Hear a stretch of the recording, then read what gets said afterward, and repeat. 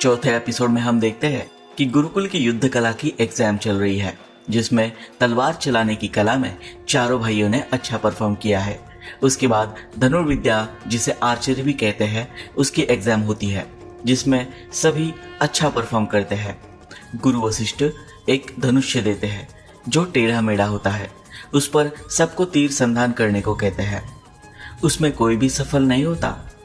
इस परीक्षा के पीछे क्या मोटिव है वो देखते हैं। धनुष्य टेढ़ा मेढ़ा है और उसकी प्रत्यंचा भी दूसरी जगह बंधी हुई है।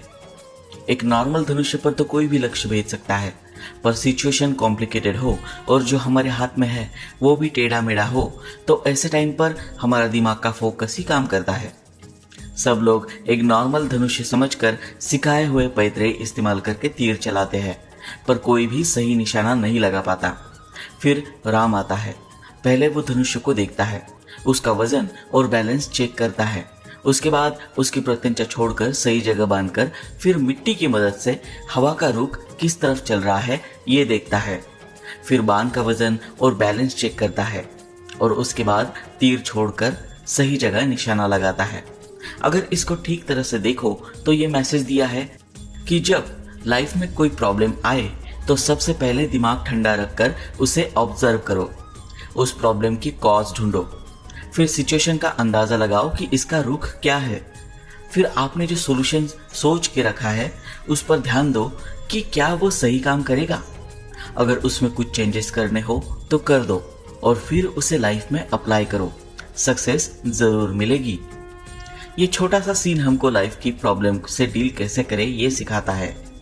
जो टारगेट है वो आपकी लाइफ के लिए स्टैंड करता है।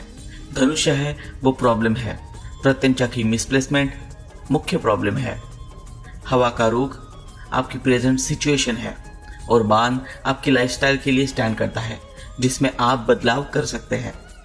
इसके बाद हम देखते हैं राजा दशरथ गुरु वशिष्ठ को धन्यवाद करते हैं।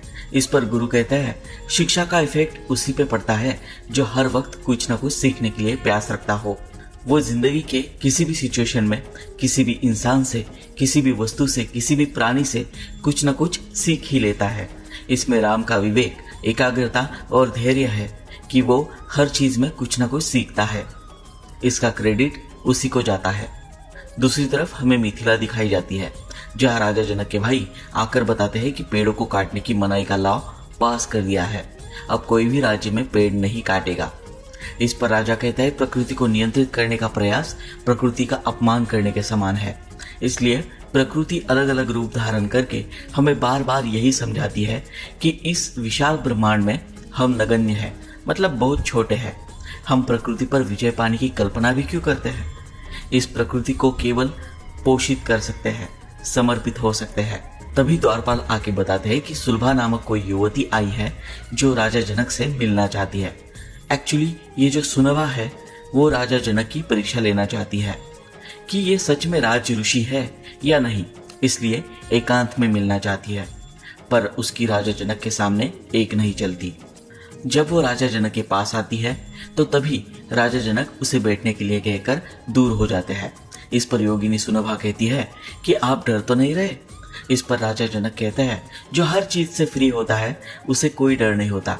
जो बॉडी से फ्री है उसके लिए बॉडी का कोई इंपॉर्टेंस नहीं है। मेल और फीमेल में फर्क वही करता है जो अपने डिजायर से, अपनी कामनाओं से फ्री नहीं हुआ है। इसलिए मेरा टेस्ट लेना वेस्ट है। आप मेरी टेस्ट क्यों लेना चाहती है, इसका मोटिव बताइए। तब योगिनी कहती है कि मैंने आपके बारे में बहुत सुना है कि आपको सिर्फ बेटियां हैं और फिर भी आप खुश हैं, आपको बेटा नहीं चाहिए। तब मुझे शौक लगा और डाउट भी हुआ कि एक राजा के लिए बेटे की चाहत ना होना अनयूजुअल है। फिर ये राजा जनक कौन से ऐसे राजा है जिन्हें अपने वंश की कंटिन्यूटी की चिंता नहीं है, इसलिए परखने चली आई। इस पर राजा जनक कहते हैं, यह जो कुछ भी मेरा है वो मेरा नहीं है, ना ही मिथिला, ना ये सिंहासन और ना ही शरीर, ये सब कुछ मॉर्टल है, मतलब नश्वर है।